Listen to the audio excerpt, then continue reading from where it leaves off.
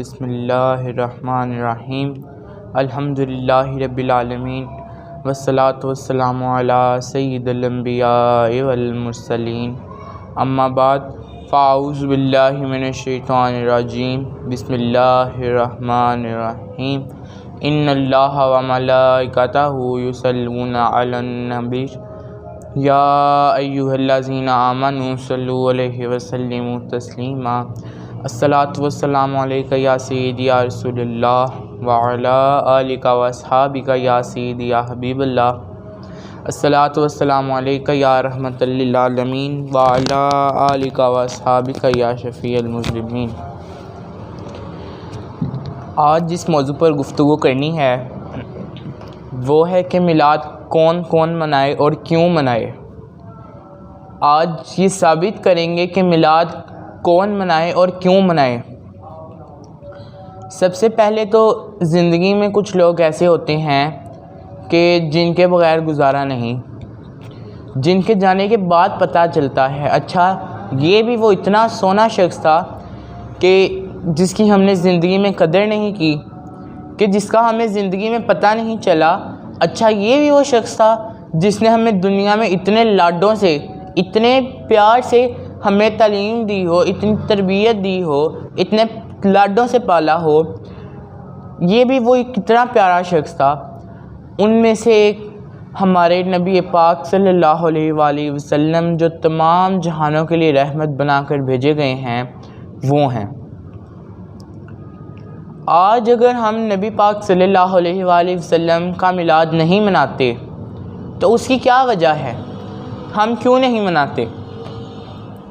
आज अगर हमने नबी पाक सल्लल्लाहु अलैहि वसल्लम का मिलाद ना मनाया तो ये बात को पल्ले बांध लें कि हुजूर सल्लल्लाहु अलैहि वसल्लम कब्र में भी हमारे साथ होंगे और वही हुजूर नबी करीम सल्लल्लाहु अलैहि वसल्लम हशर में भी हमारे साथ होंगे।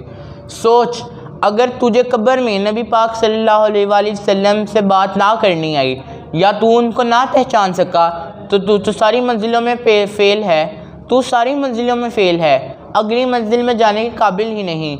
और हशर में अगर रसूलुल्लाह सल्लल्लाहु अलैहि वसल्लम ने तुम्हारी सिफारिश ना की तो तुम किसी जोगे नहीं रहोगे। अगर हशर में तुम्हारी सिफारिश नबी करीम सल्लल्लाहु अलैहि वसल्लम ने नहीं की तो इसका ये मतलब है कि तुम पक्के जहन्नमी हो।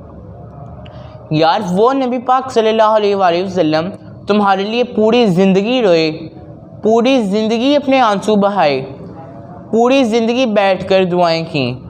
जब पैदा हुए तब भी अपनी उम्मत का कह रहे थे और जब आप सल्लल्लाहु अलैहि वसल्लम का इंतकाल हुआ तब भी आप उम्मत कर रहे थे। आज अगर हम नबी पाक सल्लल्लाहु अलैहि वसल्लम का मिलाद नहीं मनाते तो वो क्यों नहीं मनाते, आइए देखते हैं। अगर एक औरत जो माँ की सूरत में है वो मिलाद नहीं मनाती, इसका क्या मतलब है।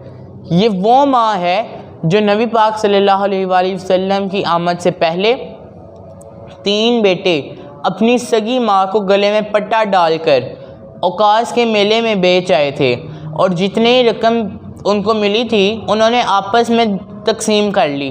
और यही इज़्ज़त नबी पाक सल्लल्लाहु अलैहि वसल्लम की पैदाइश के बाद माँ को इतनी इज़्ज़त मिली कि जो सिदरातुल मुंतहा के पास जो जन्नत थी, नबी पाक सल्लल्लाहु अलैहि वसल्लम ने वो जन्नत खींचकर माँ के कदमों के नीचे रख दी और फरमाया ऐ लोगो ये माँ के कदमों के नीचे जन्नत है, तुम्हारी माँ के कदमों के नीचे तुम्हारी जन्नत है, जिसे चाहिए ले लो, जिसे चाहिए छोड़ दो।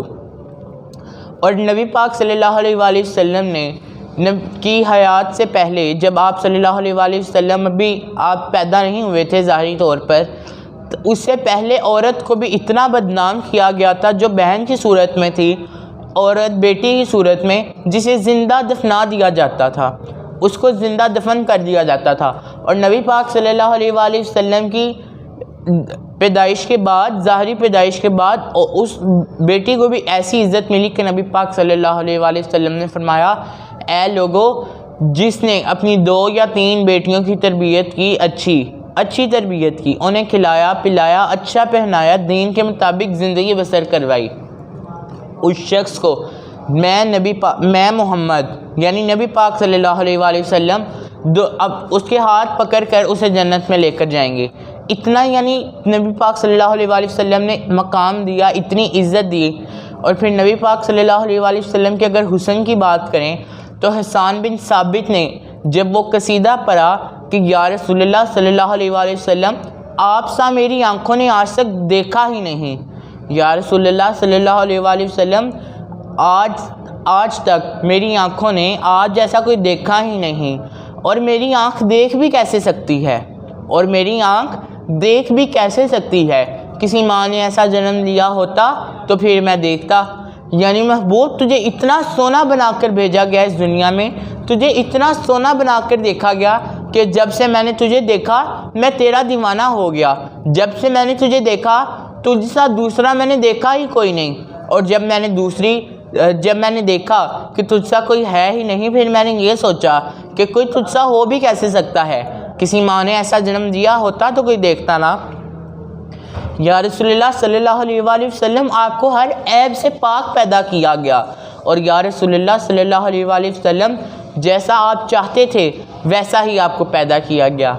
यानी अल्लाह ताला ने नबी पाक सल्लल्लाहु अलैहि वसल्लम से पूछ कर पैदा किया है, महबूब बता तुझे कैसा पैदा करूं, यहाँ से कैसे बनाऊं, यहाँ से कैसे बनाऊं, यहाँ से कैसे बनाऊं। इतना प्यार था अपने आखिरी नबी से कि कह दिया, ऐ महबूब रोते क्यों हो, बताओ आधी उम्मत की बख्शिश तलब करनी है या पूरी उम्मत की सिफारिश। तो नबी पाक सल्लल्लाहु अलैहि वसल्लम ने फरमाया, ए खुदा, ए मेरे अल्लाह, मैं पूरी उम्मत की सिफारिश तलब करूँगा। तो नबी पाक सल्लल्लाहु अलैहि वसल्लम ने फरमाया, अल्लाह ताला फरमाने लगे, ऐ महबूब परेशान क्यों होते हो, तुम चाहते तो दोनों भी ले सकते थे, मगर अब तुमने एक का कह दिया है तो ले लो, यही ले लो।